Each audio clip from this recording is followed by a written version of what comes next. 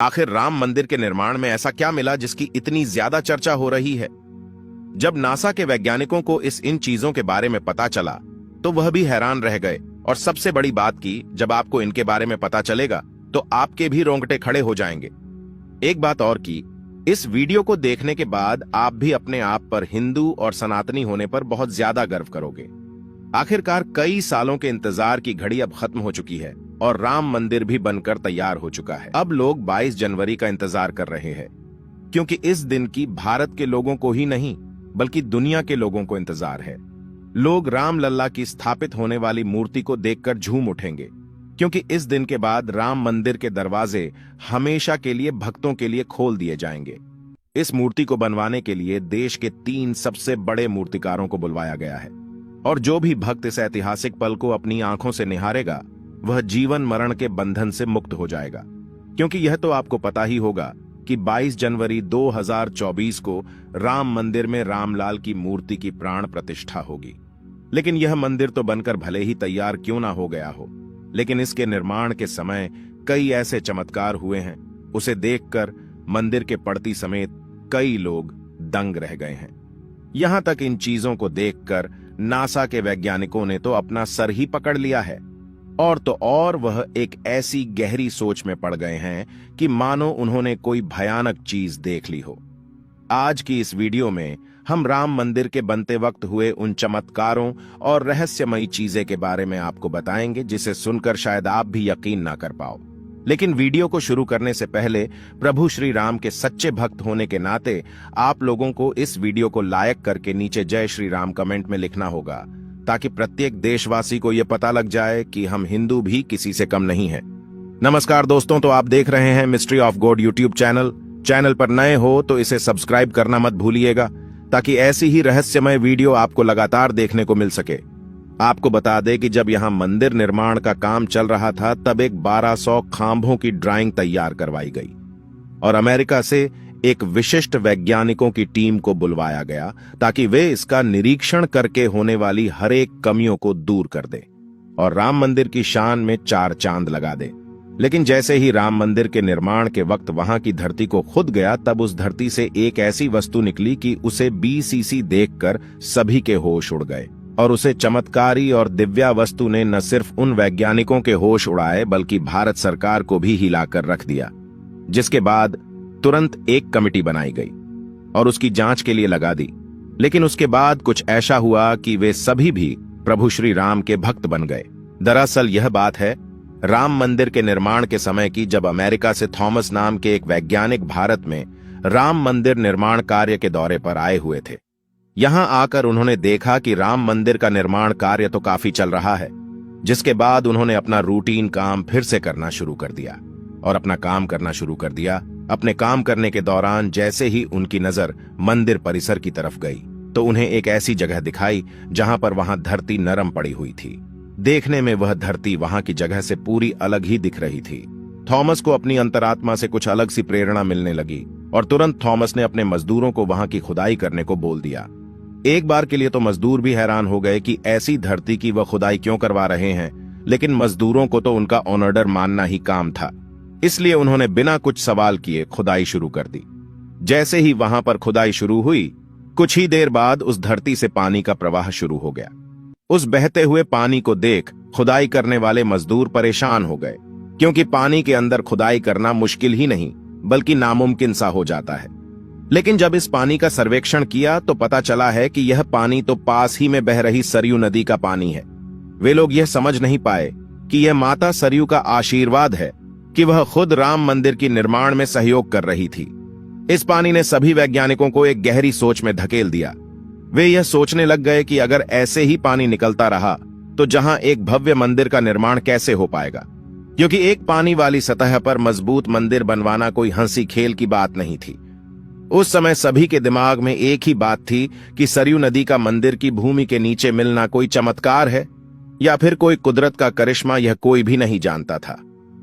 आखिरकार जब कोई भी समाधान नहीं मिला, तब सभी मिलकर श्री राम से प्रार्थना करने लगे, क्योंकि जाहिर सी बात थी जब तक वो माता सरयू के पानी की धारा बंद नहीं होगी तब तक आगे का काम शुरू नहीं किया जा सकता था।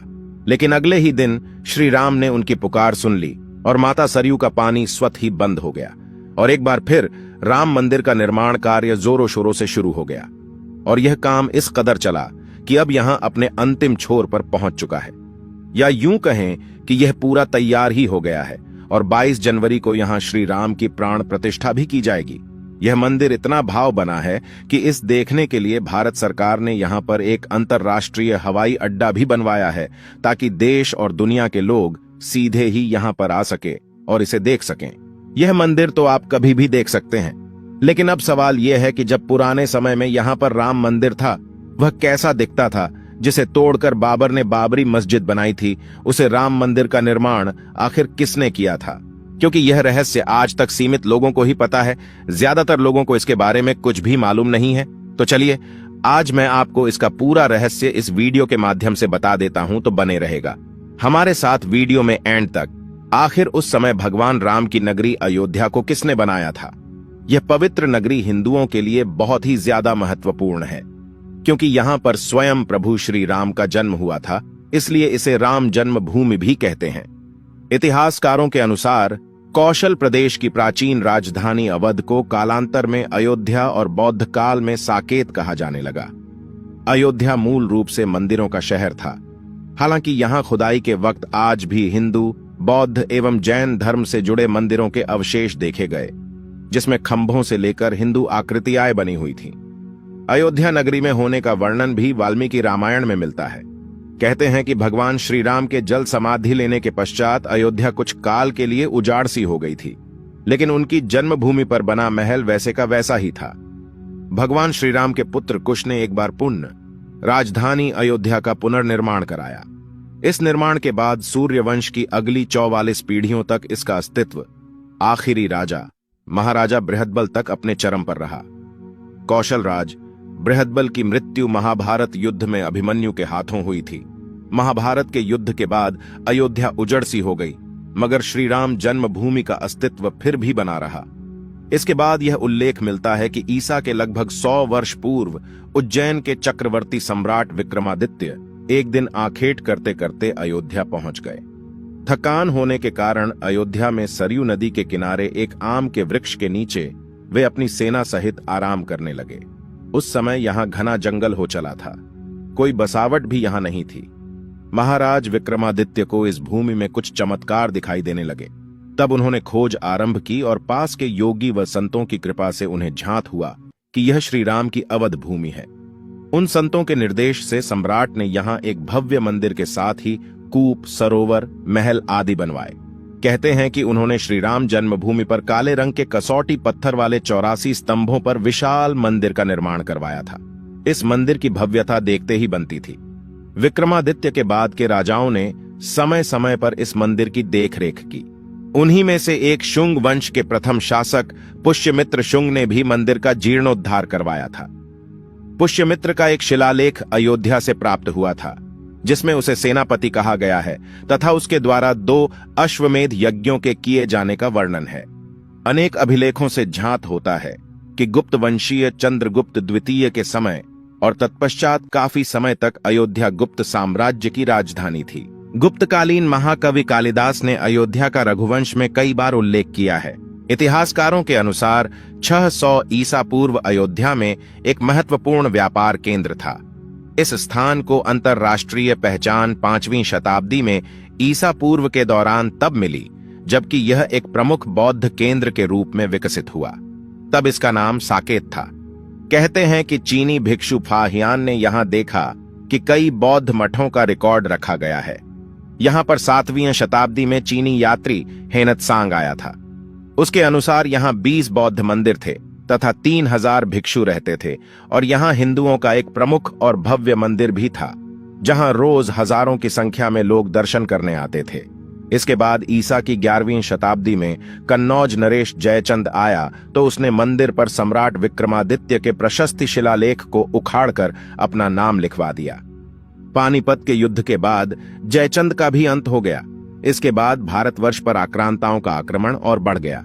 आक्रमणकारियों ने काशी, मथुरा के साथ ही अयोध्या में भी लूटपाट की और पुजारियों की हत्या कर मूर्तियां तोड़ने का क्रम जारी रखा। लेकिन 14वीं सदी तक वे अयोध्या में राम मंदिर को तोड़ने में सफल नहीं हो पाए। विभिन्न आक्रमणों के बाद भी सभी झंझावातों को झेलते हुए श्री राम की जन्मभूमि पर बना भव्य मंदिर 14वीं शताब्दी तक बचा रहा। कहते हैं कि सिकंदर लोदी के शासनकाल के दौरान यहां मंदिर मौजूद था। 14वीं शताब्दी में हिंदुस्तान पर मुगलों का अधिकार हो गया और उसके बाद ही राम जन्मभूमि एवं अयोध्या को नष्ट करने के लिए कई अभियान चलाए गए। अंततः 1527 से 28 में इस भव्य मंदिर को तोड़ दिया गया और उसकी जगह बाबरी ढांचा खड़ा किया गया।